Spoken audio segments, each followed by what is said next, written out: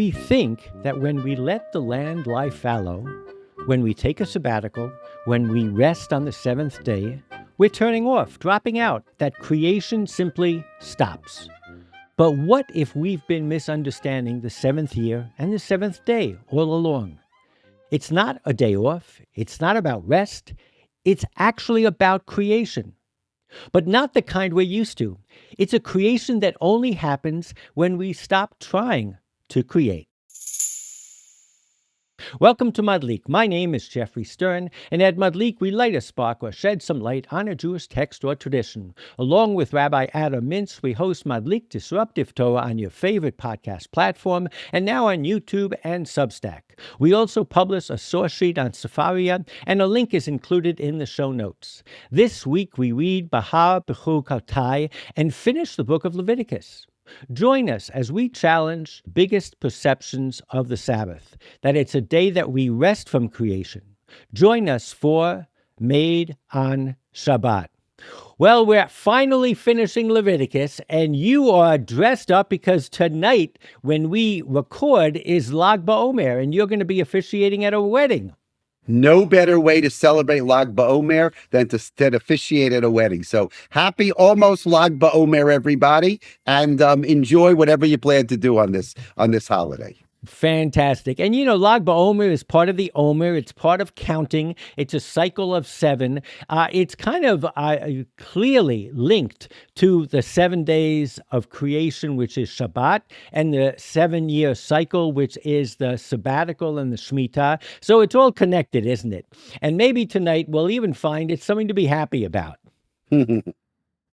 So here we go. We are in Leviticus 25:1. God spoke to Moses on Mount Sinai, "Speak to the Israelite people and say to them, when you enter the land that I assign you, the land shall observe a Sabbath of God.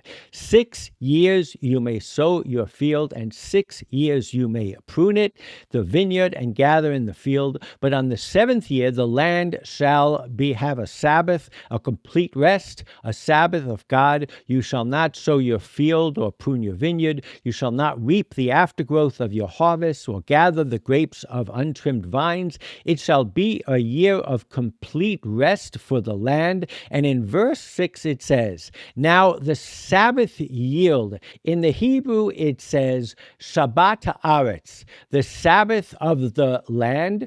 Our good friend Everett Fox says, now the Sabbath yield of the land shall be to you, for your servant and for your handmaid, for your hired hand, and for the resident settler who sojourns with you, and your cattle and the beasts of your land may eat of its yield. So, Rabbi, we are going to focus on an enigmatic expression. Somebody could say it's a typo. Somebody could say that maybe it was transcribed improperly and we shouldn't build a mountain on a molehill. But I will argue that some of the explanations that we're going to get are so pristine or so valuable, it works building the mound hill. So the problem is it says Shabbat Haaretz. It doesn't say the crops that you collect. So as Rashi says, since Scripture does not say V'hayita Shabbat, V'hayita Tevuat Haaretz lachem la'achila, that the crops or the yield of the land should be to you, but it says V'hayta Shabbat Haaretz lachem la'achila. It says only that which has been treated according to the sabbatical year has been dedicated free to all of you. So there is a problem here that you are actually not harvesting the Shabbat, you're harvesting the harvest of the sabbatical year. And so what Rashi learns from here, which follows the Sifra and the Midrashim, is that when it says that you harvest the Shabbat Haaretz, it means those crops that have been let to lie fallow and can be yours. And it excludes maybe some other crops. But it is a challenge of wording here, and that's what we're going to kind of follow the commentaries on. Ramban says the Sabbath Haaretz, the Sabbath produce of the land shall be yours. He says, or it may be the year itself is called Shabbat Haaretz, just as the seventh day is called Shabbat of Hashem. So just like we refer to it as Shabbat Hashem, here we're calling it Shabbat Haaretz. The reference thereof is to the produce of the Sabbath year. So what intrigued me, Rabbi, and this is why we're talking about the productive side of Shabbat, when we normally think of Shabbat as a day where you don't produce anything.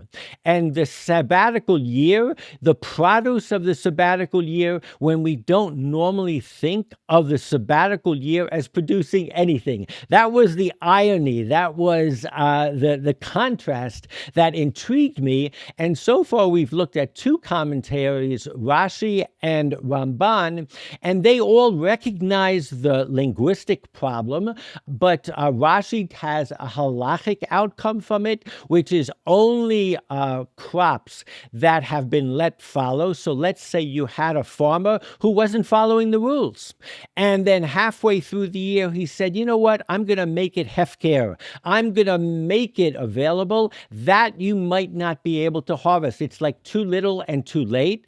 And according to the Ramban, he almost makes this sabbatical year like an earth day.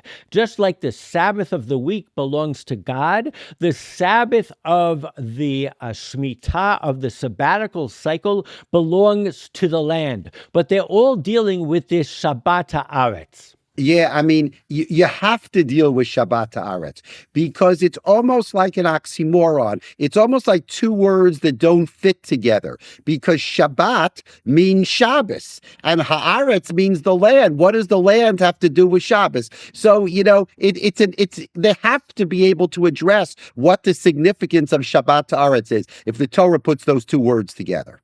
Yeah, and of course, I think just looking at the two commentaries that we have, Ramban makes a lot of sense because we're letting the land rest. So you have a Shabbat, God has a Shabbat. The sabbatical year is the Shabbat Haaretz, and that's why I said it kind of reminds me of Earth Day. So the Chizkuni says, V'haita Shabbat haaretz lachem, what the earth produces during that year is for all of you to serve as food. You are not obligated to tithe any part of it, nor to set it aside for the poor. It is not yours to distribute, neither is what it produces to be converted into libations to be offered in the temple. So I take this as almost a commentary on the Ramban. The Ramban says that this is the Shabbat of the land.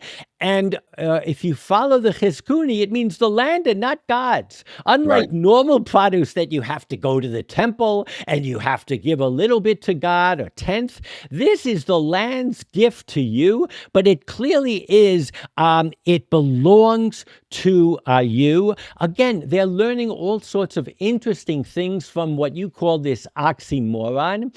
We get to a commentary who I had not heard of before, but this is the one that really started me thinking. It's called Haktav v'Hakabbalah. It seems that he wrote at the beginning of the Haskalah of the Enlightenment, and he was trying to show how all the laws of the oral tradition are actually in the Torah. That being said, just explain that for 1 second.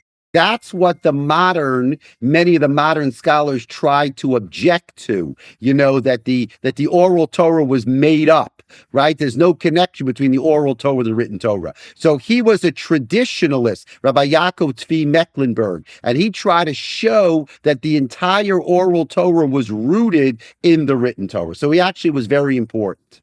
Okay, fantastic. But he has a turn of phrase here that sets your teeth on edge. He goes, HaShabbat lo ta'achal. You don't eat the Sabbath. He says this is a problem. The Sabbath of the land shall be for you to eat. You do not eat the Sabbath itself. Therefore, the commentaries add implicitly the produce of the Sabbath of the land. So I think he's arguing that you can't understand it literally. It doesn't read properly. That's his argument, but I take him to show that we have a problem here. Houston, we have a problem. You can't eat the Sabbath. And then he goes on to say something absolutely brilliant. He says, that is from that which we have rendered ownerless. So he picks up on what Rashi said, that Rashi says it shows that you can only eat the stuff that was set aside by the farmer at the beginning of the sabbatical year. And so that is what it means, Shabbat Haaretz. According to them, the word Shabbat here carries the sense of you shall cause to cease, as in you shall remove leaven, meaning nullification and making it ownerless. Koloma min hamufkar, leda'atam yihiyeh milat Shabbat b'muvan tasbitu sha'or, she'inenu habitul v'hahefker. So he is saying that what we learn with Shabbat Haaretz is this sense of nullification. Rabbi, we've talked about how much I love the concept of bitul chametz before Pesach. I love bitul nidarim before Yom Kippur. Here we have built into the Sabbath, in this case, the Sabbath of the land, this concept of it's ownerless. You have to let it go, and you have to let it go in order to be free. But he literally uses these words, and it becomes fascinating. The Mei Hashiloach, another commentary. Wow, we're going all over the place today. That I don't quote very much, says, behold, the Blessed One shows Israel that the life of Israel runs counter to nature. For according to nature, a person must act, and through those actions receive sustenance and influence. This, however, applies only to the nations of the world whose life does not emerge from contradiction, Tzimtzum, and cessation. We'll get to those heavily loaded words in a second. He says, but the life of Israel is beyond the grasp of this world. Their primary influx comes dafka, precisely from contraction and from cessation, from pulling themselves back, through their resting in the seventh year from working the land. Likewise, from adding from the chol, the ordinary, unto kedusha, the sacred, reminiscent of last week's segment. He goes on to say, and this is the meaning of the Sabbath of the land shall be for you to eat, that from the very act of ceasing, they receive good sustenance. For within the cessation is hidden the greater part of goodness. What he is saying is the Shabbat, the concept of Shabbat, of pulling back, is actually the produce itself. This is the output. This is the production. It's really quite, I think, poetic. That's very creative. So to fill in our listeners, when he says the word Tzimtzum, which is contraction, that clearly makes us think of a Kabbalistic notion made by the Rizal, that God, instead of creating the world by emanating his presence onto it, actually mitzamtzem, pulled himself back and made room for creation. But he's only kind of intimating that. What he's saying here is the very concept of Shabbat. When we pull back from working the land, and by association, maybe when we pull back from working on Shabbat, we are actually doing something positive. We are, he doesn't quite say this, mimicking God when he created the world. And of course, there is a connection between Shabbat and creation because it's the day that God rested. But it's lyrical, it's fascinating, it's poetic, and it's powerful. Now, the idea that we'll mimic God in the Shmita year also is really interesting because creation just has that God took off on the seventh day. But the idea that from there we learn that you have to let the land lay fallow every 7 years is a jump of the Meshilach, which is fascinating. And the jump is that if it was just on the seventh day, you could say there's a direct parallel between God's 7 days and ours. But if you go now to the Shmita, what it's saying is there's a parallel between how God acts and how we try to act. Whether it's 7 days or 7 years, this concept for a Jew, and what it's saying is this is baked into the Jewish psyche and the Weltanschauung, is that when we pull back, when we stop, we are actually giving room for creation. And that is the subject matter of today's discussion, but it comes from these, I wouldn't say they're ancient sources. The Meir Shiloach is also probably, the 1800s? The 1800s, correct. Yeah, but I just love the fact that they're not standing on a soapbox and making this point, but the point is coming out, and it's absolutely fascinating. So I want to pivot from this strange word, Shabbat Haaretz, to another strange word that has always intrigued me, which is La'asot et HaShabbat, to do the Sabbath. If that sounds familiar to you, when we make Kiddush on Shabbat, we say the children of Israel shall keep the Sabbath, v'shamu v'nei Israel et HaShabbat, and then it says to make the Sabbath, La'asot et HaShabbat, which again is strange, Rabbi, if you think that the Shabbat is all about not doing work, ceasing. What actively are you doing? And God's the one who, if anyone, God's the one who makes Shabbat.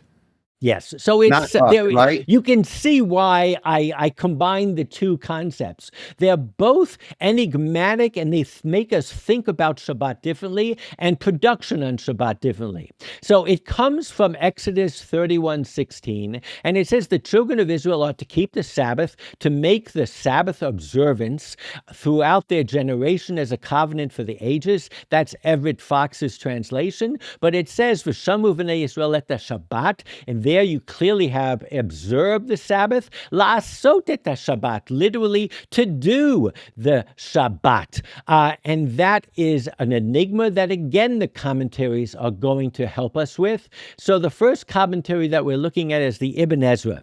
And he says the meaning of la'asot in la'asot et Shabbat, he says, is thus similar to the meaning of la'asot and get dressed, and he hastened to dress. He is part of a group of commentaries that say when you make Shabbat, you prepare for Shabbat. It almost goes on to the preparations of the day, but again, he can't ignore it. He's trying to find what can you actually be doing that is related to Shabbat where you don't do anything. The Seforno says, "V'shamu v'nei Yisrael et Shabbat," in this life, la'asot et Shabbat, to make the Sabbath on a day that is totally Shabbat, b'yom shekulo Shabbat. So they're taking the word la'asot et Shabbat very seriously. And what they're saying that is, you're making is just a drasha. That's not really what it means. You'd say that's a Dvar Torah, right? It is a Dvar Torah, and I warned you we were going to be very close to a Dvar Torah. The Rabbeinu Bachia says very similar, observe the Sabbath day actively. The plain meaning of this is to provide himself with the necessities required on the Sabbath. That was similar to the Ibn Ezra. A midrashic approach, anyone observing the Sabbath properly on terrestrial earth is considered as if he had made it in the celestial regions. What is meant by this midrash in the Mechilta is that keeping the Sabbath is testimony that a person is a true believer in God and his Torah. Anyone who ignores the laws of the Sabbath thereby testifies that he is a heretic and does not believe. So the way I read this, Rabbi, is I focus less on your making Shabbat in another world, and I focus more on the fact that when you keep the Shabbat, you're making a profound statement. And that is positive. When you keep the Sabbath, we all know in India, they call the Jews the Sabbath keepers. It defines them. It becomes their fingerprint. But I think the way I translate is that, yes, you are creating on something on Shabbat, because by keeping Shabbat, you're standing on a soapbox in Hyde Park and you're making a statement. You're creating a reality. So I don't have to get so transcendental and go into creating it in another world. And I think I'm permitted to read that into Bachia. Yeah, no, I think that's right. And Bachia is much less of what I call the Dvar Torah. It's much closer to what the words really mean. La'asot et Shabbat. And now, a word from our sponsor. If there's one thing we value at Matlik Podcast, it's reading texts and talking about them. That's why I'm excited to share something I created called Voice Gift Play. It fits in the palm of your hand like a remote control and clips onto any book. It's inspired by those old school museum audio guides, but this is personal. VoiceGift Play stores up to 10 hours of audio across 999 numbered recordings. You simply enter a number to record a comment, memory, or explanation, and enter the same number to play it back. It's perfect for B'nai Mitzvah practicing their laning, capturing Grandpa's favorite tune, or recording Chad Gad Yar in a voice that matters. Go to voice.gift. That's www.voice.gift and use code MADLIK for 15% off. Thanks. And now back to our podcast. So, and his third thing is, this is also why lasot was used here instead of the more common lishmor ota. The Torah wanted to allude to the fact that the Sabbath observance is a concept which also exists in the celestial regions. Lashon hazeh ba'atzmo lasot et Shabbat. Again, what I'm trying to do is, when you keep the Shabbat, you are mouthing, you are enunciating a human construct. You are saying, we stand for something that is not necessarily rooted in the material world. It transcends that. So now we go to our good buddy Kasudo. And Kasudo is amazing. He says Shabbat, to make the Shabbat, there is here kind of word play. Me'ein mischak milim. What does he mean by that? This is how it is kept, not by doing work, but by doing the Sabbath. Perhaps the word to make also hints at the conclusion of the first section about the Sabbath in Genesis, which God created to do. So, Asher bara Elohim la'asot. So what he says is very similar to what we were saying a while ago, where we are following God's lead, and at this strange concept where God created the Sabbath, and Asher bara Elohim la'asot. There was this sense of creating by stopping to work. I love the fact that Kasudo says this is like mischak milim. Right. Yeah, okay. The idea is that the creation is the ability to stop to work. Right? That's a pretty sophisticated idea, that you need to create the ability to not work. I guess people who work, people who run businesses know that. You need to be focused in order not to work. Sometimes it's easy to work. It's hard not to work. I love that. Because you said economics, I started to think of the concept of opportunity cost. There's a cost when you don't do something. Not doing something also creates whether economic good or loss. But I love the fact that these, as you say, are very sophisticated concepts, and they're coming through the commentaries on these psukim. The Torah Temimah, maybe you can fill our listeners in a little bit on the Torah Temimah. My sense is this was a great scholar who, when you go through the Torah Temimah Chumash, you see every place in the Talmud that piece of pasuk is referenced, but clearly we're going to see he also gave a commentary when he felt he had to. So I just want to tell you, that was written also around the year 1900, and what he did was he tells you, lets you know all of the Talmudic references that quote that verse in the Torah. Today we cheat because we have AI. That's easy to do. But he did it without AI, which was pretty impressive. So listen to what he says in the small print. He starts by quoting the Talmud. To make the Sabbath, it is taught, Rebbe Eliezer ben Parta says, the children of Israel shall keep the Sabbath to make the Sabbath. This teaches that anyone who keeps the Sabbath is considered as if he has made it. Wow, he's making the Shabbat. This is really in line with what we said a second ago. Now listen to the Torah Temimah. The reasoning of this interpretation is straightforward. The verse emphasizes to make the Sabbath, but what making applies here? According to the simple sense, it should have read, the children of Israel shall keep the Sabbath for their generations, and no more. Because of this deviation in language, we derive that whoever keeps the Sabbath is as if he made it. From this shift in language, the sages derive their teaching. And now he goes on.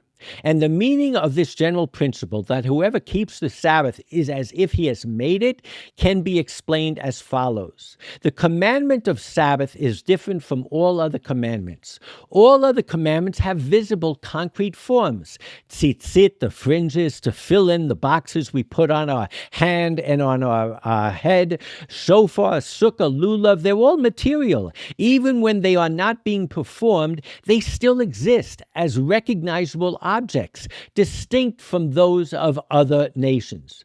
But the commandment of Shabbat is not like this. Without its actual observance, there is no recognizable indication that the day actually is Shabbat.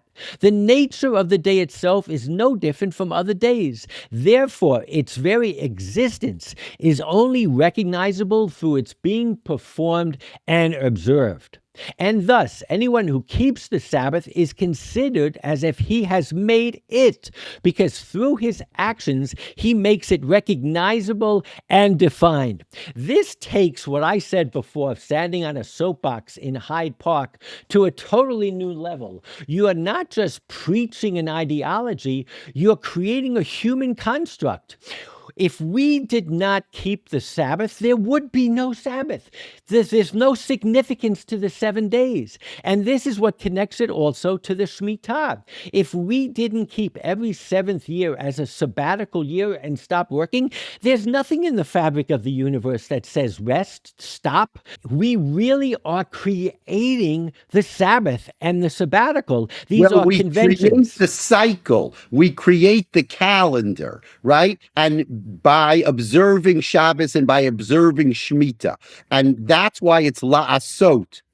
So it's just pretty amazing. I think that if you look at the two sets of commentaries on the two different verses, certainly I've picked and chosen, but all of them talk about this ability to create something from nothing, to create something by possibly letting go or pulling back, whether it's Tzimtzum, whether it's copy what is transcendent and godlike about just letting the space create newness. I think it really gives us a whole new kind of vision of what Shabbat is. There are those that say Shabbat is the great gift of the Jews to the world. And, you can make a case just on a day off and the social implications of leisure. But this takes it to another level. Yeah, this is fantastic. Okay, let's hear it for the Torah Temimah. The Torah Temimah, the way it's written is that on top in big letters, they tell you what the Talmudic quote is. On the bottom in really small letters, he has this commentary. And, the jewel is in the small letters. So you need to concentrate. I'll just tell you that my father, for all the years, he used to have a Torah Temimah in his tallis bag. And on Shabbos, during Torah reading, he would study the Torah Temimah. He thought the Torah Temimah was the most brilliant and the most fascinating. I have to agree. And I have to say that when my oldest son became bar mitzvah and somebody said to me, what should we get him? I said, get him a Torah Temimah. I don't know whether it's been translated into English. Is it in English on Svaria or you translated this? I translated it. Yeah. But I just, as you say, in the fine print, he really comes through. And he doesn't always do this. Sometimes he just does enough. He just quotes, lifting. Correct. Anyway, Lag BaOmer Sameach, let us always associate the joy, the positivity, and the creativity of when we count and we reach a milestone like Lag BaOmer or like 7 days of creation or the Sabbatical, and let us always find new insights into our ancient traditions and texts. And this week we finish the book of Vayikra, Chazak, V'nit Chazek. Shabbat Shalom, everybody. See you next week. See you all next week.